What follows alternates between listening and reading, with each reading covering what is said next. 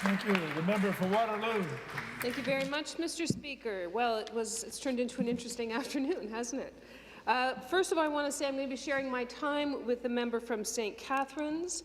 I'm going to take 5 or 6 minutes just on Bill 184, and primarily, Mr. Speaker, to speak about the critic who was denied her opportunity today to do her 1-hour lead. The member from Toronto Centre is a strong and passionate advocate for tenants in her riding and across the city and across this province. And she actually has a private member's bill on the docket. And that private member's bill would undo some of the damage that's contained within this bill. It would close the loophole around rent control, which this government lifted as of November 15th, 2018. One of the first things they did was really signal to the developers and the landlords in the province of Ontario, it's okay, you don't have to worry about offering fair rent on all new builds. Her bill, her private member's bill, would reverse that. And I hope that after this pandemic, when we're all in this together, that the government may rethink this rent control piece and this loophole that is clearly very open and is actually pushing people out of the market, Mr. Speaker. And you know, it's quite something. She's a renter herself, so she's living her advocacy on a regular basis. And you know, she wanted me to get on the record that there's a long-standing history in this place of PC governments really ceding control of housing to the private sector. And it began with Premier Harris back in 1995, 96.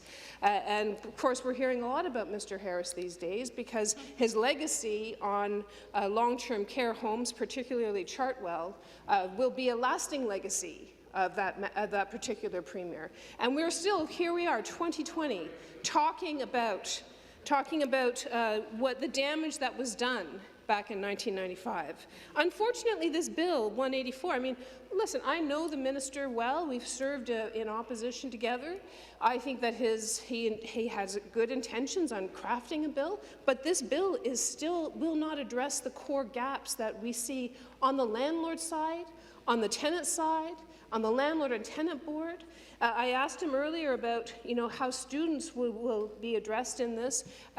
The answer that we got, honestly, does not address the key issues that students are facing in all of our ridings. We have landlords going into student houses unannounced. Sometimes young females have been in those residences. We have landlords who are taking key deposits and never giving that money back. You know what we call that? We call that stealing. That's what that is. We have landlords who change the rules of who can be in the house, whether or not they can have pets, whether or not they can have air conditioning, whether or not the heat turns on. This is not going to be addressed by an inflexible landlord and tenant board, regardless of how many adjudicators this government tries to hire. So students in the province of Ontario, unfortunately, will not be addressed by Bill 184. And that's a real shame. The minister also spoke in his lead that he got to do about how vacancy rates are they're problematic. Like in a lot of communities across Ontario, vacancy rates are very low. In Waterloo, they're very high. They're just unaffordable. People cannot afford them. Students cannot afford them. Seniors cannot afford them. Those middle citizens that find themselves, trying to downsize out of their home and they don't want to go into a retirement or long-term care home, those options are not for them either. So affordability is still not addressed by Bill 184. And that, for us, is seriously a missed opportunity. The minister, I feel, was with his language trying to find that balance between landlords and tenants. And yet, because of COVID-19, because we are in the middle of a state of emergency because of this pandemic, I look at a lot of these issues through the lens of seniors.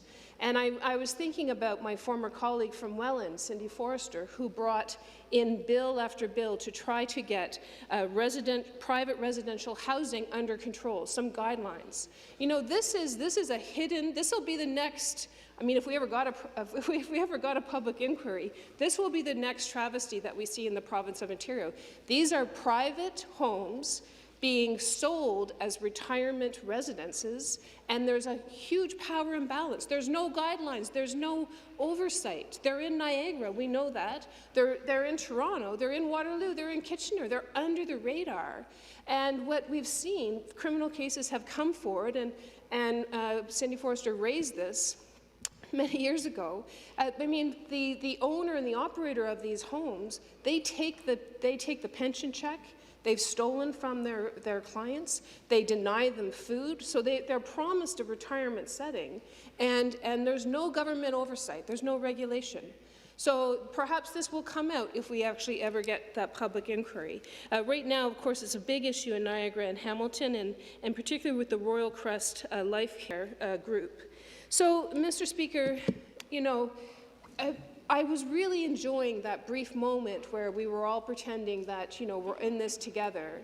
And what we've seen today is that the government, really out of spite, I mean, let's be honest, you've denied the member from Toronto Centre her opportunity to represent her riding, to represent her citizens. You've undermined really our democratic responsibility, which I have to say, in my 8 years here in this House, I have never seen it. I have never seen that. And honestly, I mean, we have all tried to have our members back, because we understand that if she had her chance to speak in this House, she would know this legislation inside and out. We all had 5 minutes to prepare for this. So as my colleague from St. Catharines takes over now, I really want you to go back to your House Leader and say this is not the way that we should be conducting ourselves. It is disrespectful to ourselves as colleagues, and it is disrespectful to our democracy. Thank you. Further debate, the member for St. Catharines.